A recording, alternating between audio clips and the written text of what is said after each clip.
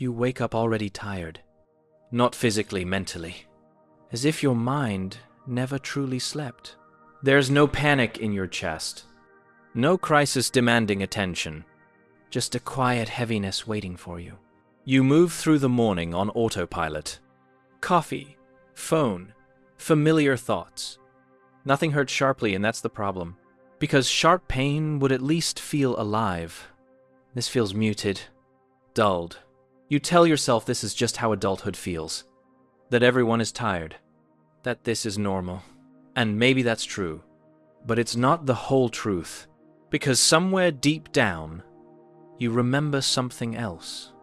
A version of you that felt more, expected more. And here's where it gets worse. You don't miss that version anymore. You don't even reach for it. At some point, hope became expensive. Emotionally risky. Something you couldn't afford to lose again. So your mind made a quiet adjustment. Lower expectations. Lower emotional investment. Not because you're pessimistic, but because disappointment once felt overwhelming. This wasn't your personality. It was survival. Your nervous system learned a rule. If I expect less, I feel less pain. And it worked. For a while. But safety came at a cost. The cost was joy. Your mind doesn't ask, what feels good? It asks, what feels familiar? And misery became familiar. Predictable. Manageable. Joy, on the other hand, feels unstable. Temporary. Something that can be taken away. So your mind keeps a distance from it. Not consciously. Automatically. And this is how misery stops feeling like a problem. It starts feeling like the default. You don't ask why you feel this way anymore. You assume it's just who you are. But this is where most people are wrong. This state wasn't chosen. It was learned. Your mind is not broken. It's efficient. It found a way to keep you functioning, while feeling as little as possible. Here's the part you rarely notice. Misery gives you a sense of control. If you expect things to go wrong, nothing surprises you. No sudden drops. No emotional whiplash. This feels mature, realistic, prepared. But here's the painful truth.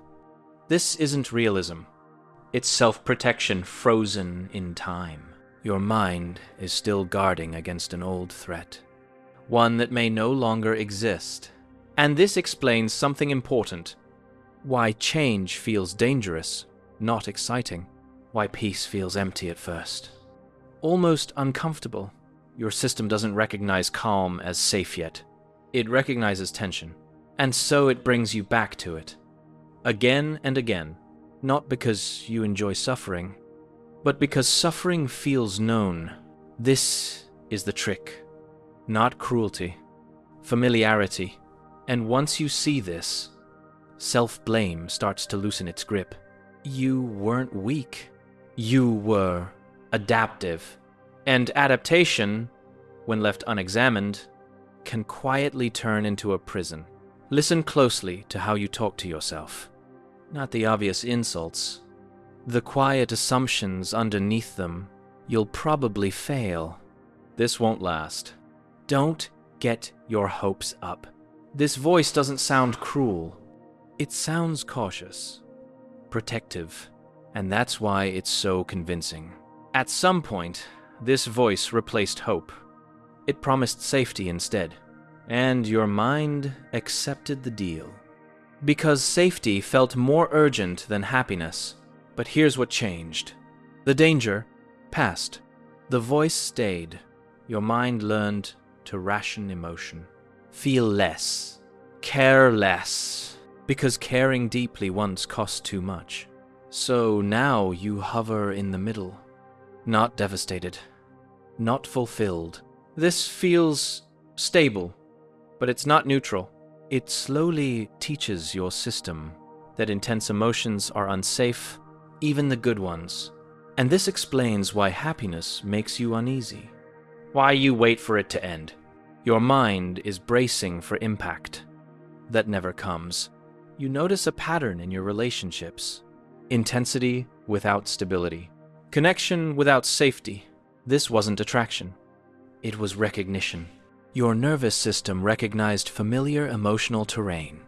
Distance. Inconsistency. And mistook it for chemistry. Here's the painful part. Healthy closeness feels boring. To a system trained in chaos, so misery keeps recreating itself. Not because you choose it, but because it feels like home. Over time, survival becomes identity. You stop asking who you could be. You define yourself by endurance, by how much you can handle. And this looks strong, responsible, mature, but strength without softness turns into quiet suffering. And your mind defends this identity fiercely, because without it, it doesn't know who you are yet. This is why letting go feels like falling, even when what you're holding is hurting you. You've tried to change before. Moments of clarity, short bursts of motivation, but something always pulled you back. Not failure, homeostasis. Your system prefers the known baseline, even if it's painful. And this explains why forcing positivity never worked. You weren't resisting growth. Your nervous system was resisting threat, because change once meant instability, loss, uncertainty, and misery, for all its pain, felt predictable. When you see this clearly, something softens inside you. Not relief yet, understanding. You realize your misery isn't a flaw. It's a pattern, and patterns can change without destroying who you are. This is where the grip begins to loosen. You feel it first as fatigue, not the tiredness of effort, but the exhaustion of holding yourself together. You realize how much energy it took to stay guarded all the time. And with that realization comes sadness. Not despair, grief. Grief for the parts of you that learned to stay small, to stay safe. You see how early it started, how quietly it formed. And for the first time, you don't judge it. You understand why it existed. This understanding doesn't create instant happiness. It creates space. Space between you and the patterns that once defined you. Your mind doesn't need to be attacked. It needs to feel safe enough to change. And safety no longer means numbness. It begins to mean presence. You don't force joy back into your life. You let your system slowly relearn it, without pressure, without deadlines. And misery starts losing its grip. Not because you fight it, but because it's no longer necessary. What saved you once can finally rest. You realize something subtle. You were never broken. You were loyal to survival, long after survival was required. And now, you don't have to abandon yourself to change. You only have to stop protecting an old wound. Your mind didn't trap you in misery. It kept you alive. And now, gently, it can learn something else.